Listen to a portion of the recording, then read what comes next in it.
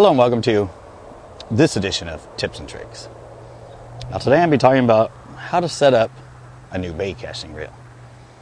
Now you know I fish this pond all the time, and I've actually met and introduced probably 25 other people to this pond. I'd say at least half of them came here and never fished a bait caster. When they saw me, they saw the setup, they want to learn how to do it. So I've helped at least 10, 12 people set up their new bait caster for the least backlashes and helping you actually learn how to fish a bait caster for the first time. I mean, it takes a while because other than what I'm showing you, it has a lot to do with thumb control. But this setup will help you get started and fish it with the least amount of backlashes until you learn all the little intricacies about a bait caster. Now, first off, I start with the magnetic anti-backlash system. I always set it at 7.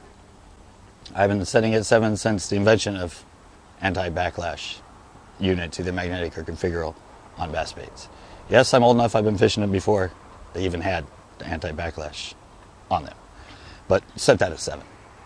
That's just the base, and I'll get back to that a little bit later. But the next thing is the spool tension. And that is this little button here on the side behind your star drag thing. If you get a new reel, they're usually backed off. And when you click that thumb and you let it go, it'll pretty much free spool all the way down.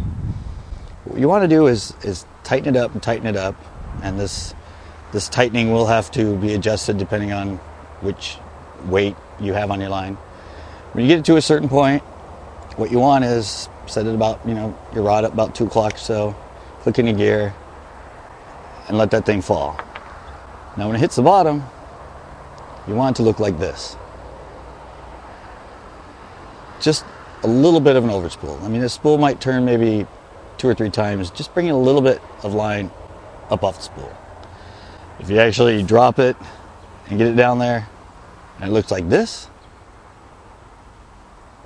it's pretty much almost a backlash, and you have it set way too light for the weight you're fishing. So, I mean, it's just a base, but you have to focus on the spool tension, and not just anti-backlash and putting it from 1 to 10 and thinking that's going to solve it.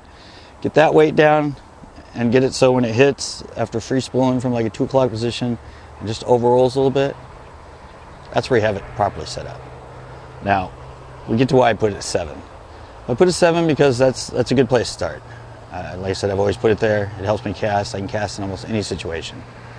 But if maybe the wind picks up and I'm casting into it, I can click it up to 8 or 9 and be able to cast pretty much backlash free. If I'm casting with the wind, I can turn it down to 6 or 5, and with the same spool tension on the same weight, I can cast it even further and not have backlashes. So trust me, this is the proper way. Like I said, I've helped a lot of people set up. It's the way I've always set up. Don't just think about the configural or the magnetic. It's the spool tension. You have to make sure that, like I said, when you have it there and it drops, it looks like this and not this. I hope this helps. Until next time.